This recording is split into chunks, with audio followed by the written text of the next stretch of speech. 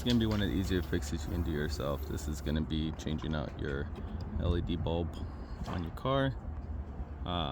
This is going to be a T10 wedge. Brand that I'm going to be using is LASFIT. I've been using them for years. I like them because they're non-polar, so I like that. It's a T10 wedge. And this one, for the most part, all the cars have been the same. They have a little clip on the side right here.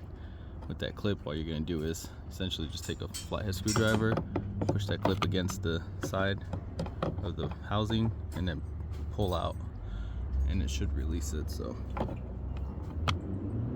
let's see.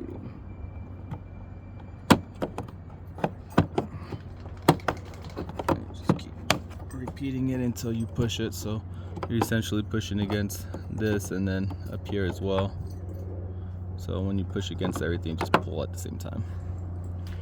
Pop this out.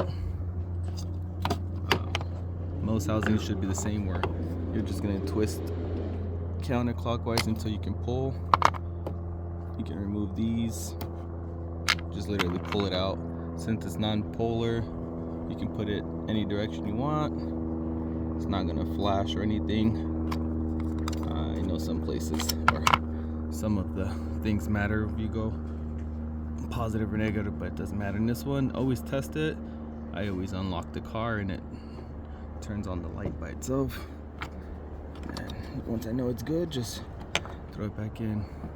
These housings, they have tabs on the side, so you're gonna wedge those tabs on the housing up here first. So you're gonna literally just wedge it at an angle, and then you're gonna take the same tool that you used earlier, in my case a screwdriver, and then you're gonna just go ahead and press that back in as best as you can. Alright, cool. And that's it. Just close it down, make sure that they light up again, and that's done deal.